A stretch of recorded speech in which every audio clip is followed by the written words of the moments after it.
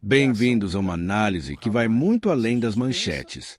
Hoje, vamos abrir a caixa preta da política brasileira e desvendar os bastidores da tensão entre o Senado e o STF, a polêmica das nomeações e os detalhes que não te contaram sobre a chamada Lei Felca. Para aprofundar esse debate, o convidado de hoje no Flow Podcast é o advogado e comentarista político Pavinato. E a ação do Ramagem tem que ser suspensa, ou não teve golpismo no 8 de janeiro, e a Débora não pode ser condenada por golpismo. Então a gente precisa olhar para as coisas como elas são. Aliás, e tentar explicar. E a lei está escrita, está tudo no site planalto.gov.br. Basta não ser analfabeto. Aliás, a advogada Débora entrou com um pedido de revisão e de redução da pena e de libertação dela. E ela está condenada a 14 anos, 14 é isso? E o Alexandre de Moraes negou ontem. Isso. Ele não reconheceu. Escuta. Tem uma mensagem pra gente aqui de Live Pix, ó. Vamos lá, quando a gente estava falando um pouquinho... Tá falando de STF, tá falando um monte de coisa. Vamos Boa lá. noite a todos.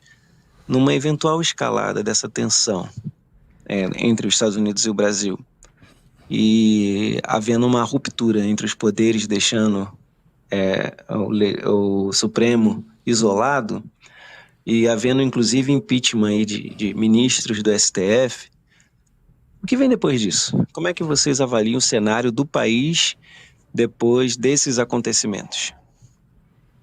É uma questão interessante, porque bom, primeiro que tudo isso que está a qualquer imposição, do jeito que eu enxergo, a imposição da Lei Magnitsky, por exemplo, a membros do STF, o que isso causa do ponto de... Assim, o Alexandre de Moraes ele não pode recuar numa situação como essa.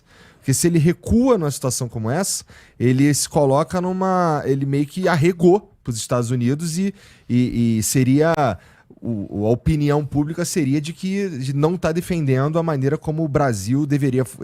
escolhe a sua própria operação.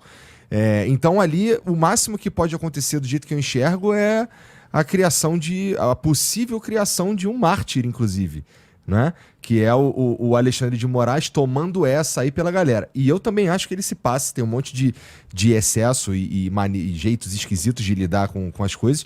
Mas beleza, vamos dizer Quem conhece o Alexandre de Moraes diz que quando desafiado, ele aposta em dobro. Sim, né? Parece ser o que ele vem demonstrando. Né? E veja que um sujeito desse não pode produzir jurisprudência, como a própria palavra diz. É a aplicação do direito com prudência. Agora, havendo impeachment de ministros do STF, só se fosse após... Só se a gente tivesse um Senado. E aí se não tem porra nenhuma, Pavinato. Tivesse maioria... E aí seria de uma outra situação após as próximas eleições legislativas, e é por isso que o PL faz um trabalho grande para tentar conseguir maioria no Senado no ano que vem para botar em andamento um projeto que já existe hoje, que é de impeachment de ministros. Mas se o presidente do Senado não botar em votação, não vota. Ninguém mostrou as tetas ainda. Hoje o Senado... Qual foi o dia no Senado hoje? O Senado hoje aprovou um sujeito minimamente suspeito para ser o presidente da Agência Nacional de Saúde Suplementar. O Vadir Damus. Uma pessoa assim com um histórico complicado, com umas relações delicadas, com umas concordâncias assim com certos planos de saúde que da noite para o dia decidiram cancelar plano de saúde de família que tinha filho autista. Sim. E ele foi aprovado pelo Senado hoje. 38 votos a favor, 20 contra. Onde é que estavam 23, Senado? 23.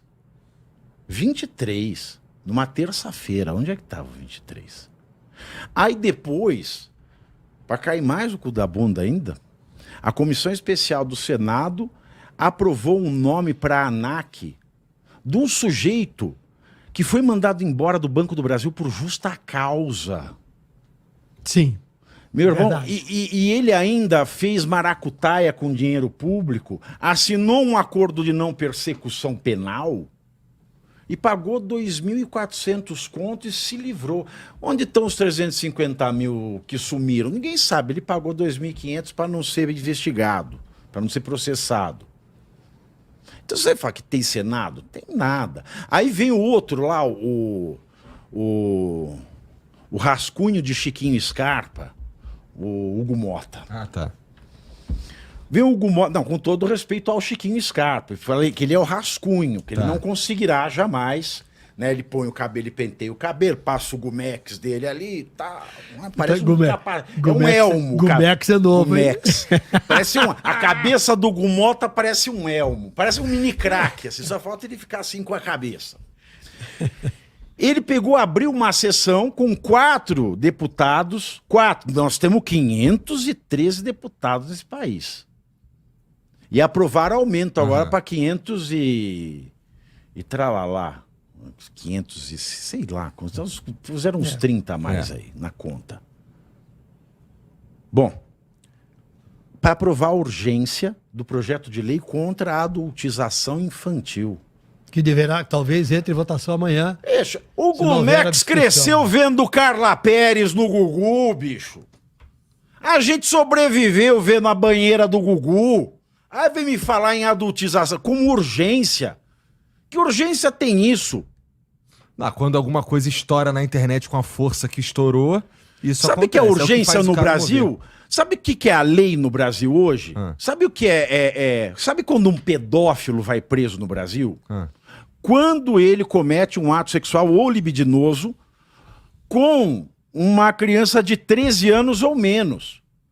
De 14 para frente, a lei penal deixa você dar o Kama Sutra no Brasil. E eu tenho que pagar 100 mil reais para um cidadão, hoje, que é desembargador aqui do estado de São Paulo, o Ayrton Vieira, ex-juiz de instrução do Alexandre de Moraes. Aquele que aparece na Vaza Toga. Aquele que apareceu semana passada, né, que é o Capelli do Metrópolis. Aliás, eu fui para o Metrópolis. Começo segunda-feira. Boa. Um projeto maluco deles. Segunda-feira. Bom, ele falando assim no WhatsApp para o Talhaferro, o Ayrton Vieira, desembargador do TJ aqui, falando assim: eu não aguento mais, eu já passei dos limites da sanidade, o Alexandre de Moraes já me fez passar de todos os limites, ele não tem mais noção do que ele pede, eu não aguento mais, a minha saúde já foi para casa do chapéu. Só que esse sujeito, em 2023, tentou ser ministro do STJ, com a benção do Moraes. E ele falou isso, não aguento mais, mas estava aguentando porque o Alexandre de Moraes foi padrinho dele para ser ministro do STJ.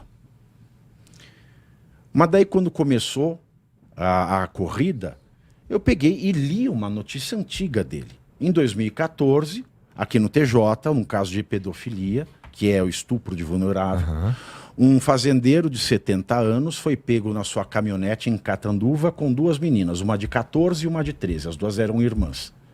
E ele frequentava a casa da avó dessas meninas porque ele levava comida que a avó passava fome. Ele tinha sido preso por conta da menina de 13, já que é de 14, né, você pode fazer boneca de Olinda com ela, que a legislação não dá nada. Bom, ele estava preso, teve recurso para o TJ, o relator foi o Ayrton Vieira, 2014. E nessa decisão, ele absolve o senhor septuagenário. Só faltou dizer que a menina o seduziu com as suas artimanhas sexuais, mas ele não o disse. Ele, de uma forma muito escorreita, com um português muito castiço, ele dizia o seguinte: não há que se condenar este pai de família, porque a menina, ela leva o homem a erro porque ela parece ter 14 anos ou mais. Porque ela decidiu dedicar-se à prostituição. Nesses termos. Ela decidiu...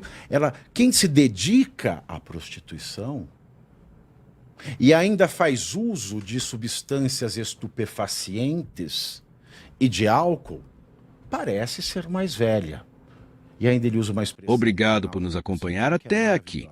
Se você quiser ver o debate completo, o link para o vídeo original está aqui na descrição, com todos os devidos créditos. E se você gostou do nosso resumo, não se esqueça de curtir, compartilhar e se inscrever no canal. Até a próxima. Tchau.